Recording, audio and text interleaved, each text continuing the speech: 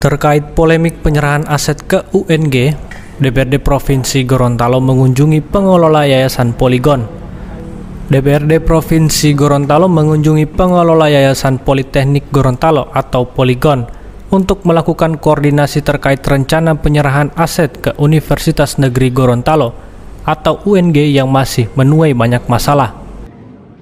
Kunjungan tersebut dilakukan pasca dibatalkannya rencana merger antara Yayasan Politeknik Gorontalo dan pihak Universitas Negeri Gorontalo dalam rapat bersama Komisi 1 pada Senin 5 April 2021 di ruang Dulahupa kantor DPRD Provinsi Gorontalo kemarin. Bukan merger, kami ini Polygon ini.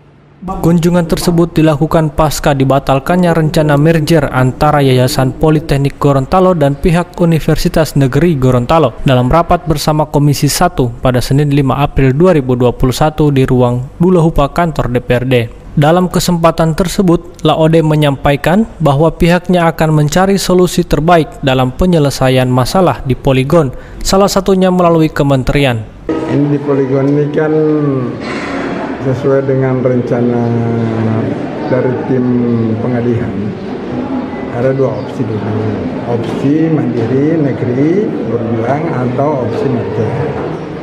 Nah, kemarin sudah berproses opsi merger, mungkin itu yang tercepat pada saat itu dianggap dan tercepat. Kemudian sudah sampai keluar SK penyerah SK hibah ya dari gubernur di atas persetujuan DPRD kepada UNG untuk merger ini. Tapi terakhir kan kalian tahu sendiri bahwa ada masalah yang pemicunya katanya itu disebabkan karena Permen nomor 7 yang tidak mengatur merger antara swasta dengan negeri, antara negeri dengan swasta. Di situ yang diatur hanya negeri-negeri swasta. Nah, pertanyaannya apakah kemudian yang negeri dan swasta tidak boleh merger? Itu kan belum ada aturan yang mengatur secara khusus. Nah, kemarin itu dianggap sebagai salah satu penghambat. Kecewanya kami sih dari DPR, kenapa ini baru tercium nanti sudah di ending proses merger. Ya kan? Oleh karena itu kami DPR datang ke sini tadi untuk melihat. Ya, ternyata di dalam juga ada riak-riak. Ya, ada riak-riak. Ada kelompok pro merger dengan gitu, tapi saya pikir itu masalah-masalah yang teknis. Yang akan kita coba selesaikan ini, kita akan ke kementerian. Yang pertama itu menanyakan apakah bisa merger antara negeri dengan swasta. Kalau misalnya ada bisa, ya mungkin bisa terbuka. Kami juga akan bertanya, apa kemudian ada peluang nggak untuk Polygon ini negeri? Walaupun perjuangannya sudah panjang, tapi kami akan menanyakan. Pak, ada hambatannya Pak? Hambatan apa saja hambatan Pak dalam pengurusan ini Pak? Jadi untuk pengurusan penerbitan mandiri itu kan hambatan yang pertama itu karena ada moratorium. Ya? Moratorium untuk penegrian. Sejak awal dulu memang ada hambatan-hambatan terus masalah tanah yang belum beres karena di dalam ini masih ada tanam yang belum diselesaikan. Sementara untuk proses penegrian itu syarat utama dulu lahan gitu ya. Lahan itu. Tapi itu sudah lewat semua. Sampai adanya moratorium yang membatasi sekarang penegrian. Pak, tentang SK tadi yang dipermasalahkan Pak? Ya, yang SK yayasan. SK-nya itu. SK yayasan yang dipermasalahkan Pak. Nah itu nanti makanya itu kami akan cek lagi sampai sejauh mana sih mengenai bahwa ada ini SK yayasan ini sudah berakhir, sudah legal. Kami belum terlalu lanjut, tapi insya Allah kita akan lihat. Karena kalau misalnya itu terjadi kan bisa berdampak pada pengolahan keuangan itu. Kita membantu kepada yayasan atau badan hukum apa saja yang tidak punya legalitas hukum, dan itu akan bermasalah jangka panjang. Termasuk masalah kepengurusan di sini. Saya pikir harus dibenahi sebelum dapat hibah. Ya, kalau alasannya kemarin karena penunjukan PLT itu bulan Januari, sedangkan surat edaran yang melarang itu adalah bulan Maret, sekarang kan sudah bulan April. Berarti segera yayasan melakukan penyesuaian supaya pengangkatan PLT itu tidak berasal dari pengurus yayasan. PLT direktur ya? Iya. Berarti belum clear Pak untuk merger ini? Belum clear karena Kementerian Pak ya? saya dari ya. Pak, ini kan sudah diparipurnakan. Nah, bagaimana mekanisme selanjutnya Pak? Nah, makanya itu kami akan lihat. Ini kalau misalnya dari kementerian sudah mengunci mati bahwa tidak boleh proses merger, terpaksa itu harus dicabut ulang. Rekomendasi, persetujuan harus dicabut ulang. Tapi kalau misalnya masih memungkinkan, ya kita minta untuk semua pihak mungkin melanjutkan proses ini. Sementara kan kemarin Pak yang sudah ada di publik, Polygon sendiri yang meminta untuk merger.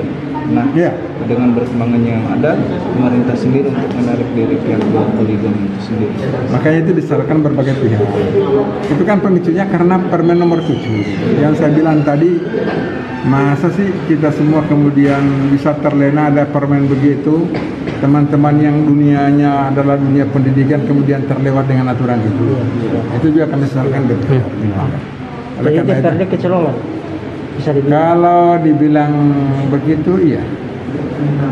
Ya kami juga agak kecolongan. Pak, tanggapan DPRD terkait gaji dosen yang belum dibayarkan selama 4 bulan, Pak. Ini kan persoalan gaji. Ini kan statusnya kan masih Polygon. Saat ini itu karena proses untuk merger ini kan belum tuntas, ya, belum tuntas. Proses penegrian juga belum tuntas. Oleh karena itu ya kami harus ditalangin dulu pemerintah provinsi. Pemerintah provinsi terutama gaji ya. Tapi ingat, kita sekarang ini masih dihadapkan juga pada proses refocusing. Refocusing anggaran harus 8% kami mencari untuk memenuhi ketentuan yang disampaikan oleh Kementerian Keuangan. Tapi kita berharap, kalau masalah gaji ini kan masalah yang prinsip ya. Insya Allah bisa diselesaikan oleh pemerintah. Ditalangi oleh pemerintah provinsi ya Pak? Ya, karena memang sudah ada proyeksi untuk hibah di situ. Kira-kira tahun ini tuh Pak? Selesai semua? Tahun ini dalam beberapa hari ke depan. Kasih Pak. Ya, Selain itu, anggota Komisi 1 Adhan Dambia juga ikut menanggapi polemik penyerahan aset dari Yayasan Polygon ke UNG. Menurutnya, yayasan masih bisa dikelola dengan baik tanpa harus ada bantuan dari pemerintah. Selain itu, bahkan Adhan menegaskan bahwa dirinya sejak awal sudah tidak sepakat dengan rencana tersebut, mulai dari rapat dengar pendapat hingga paripurna. Polygon ini dari awal saya baik rapat dengan pendapat, saya orang yang tidak setuju. Saya sampaikan bahwa dibentuk dulu tim, baik tim pemerintah maupun tim UNG. Baru sudah dibawa ke paripurna. Di paripurna pun saya satu-satunya orang menolak. Ada 3 yang diajukan waktu itu. Pertama, Lombongo Pasek ya? Lombongo. Taruh di Lombongo. Baru yang kedua, LBK ya? LBK. Nah, itu saya setuju. Tapi soal UNG itu, saya sampaikan di rapat, saya tidak setuju. Artinya begini, saya belum mendapatkan informasi, tapi film saya tidak benar.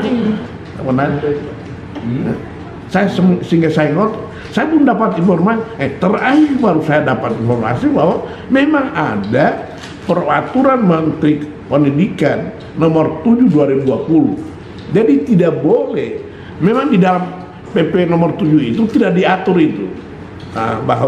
Tapi kalau tidak diatur, berarti tidak boleh kan? Tidak boleh swasta gabung dengan negeri kan gitu. Memang di PP 7 itu Permendikbud 7 nomor 7 tahun 2020 itu tidak diatur itu. Tapi kalau tidak diatur berarti tidak boleh kan begitu. Nah, ini yang disembunyikan oleh UNG, tidak disampaikan pada kami Komisi 1 maupun di paripurna kan. Sehingga saya menduga bahwa UNG ini cuma sasarannya adalah aset.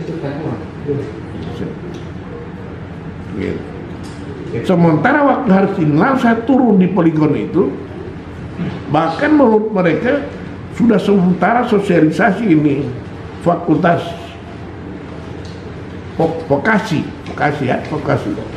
vokasi pun belum terdaftar pun belum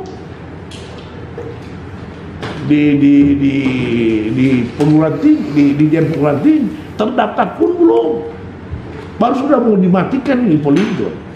Jadi kalau tadi saya sampaikan juga, sedangkan itu Unisan kan cuma yayasan bisa hidup dia Unisan tanpa bantuan pemerintah. Di sini juga kan ada yayasan yang mengelola, yang ketuanya Pak Weni Liputo, pembina yayasan Pak Idris Rahim. Bisa jalan. Kenapa mau diserahkan ke UNG? Oleh karenanya, alhamdulillah tadi sudah sampaikan pemerintah bahwa akan dibatalkan penyerahan aset itu kan. Karena memang baru lagi saya melihat ada keganjilan. Ada panggilan surat. Dari DPRD Provinsi Gorontalo, Kendali TV memberitakan.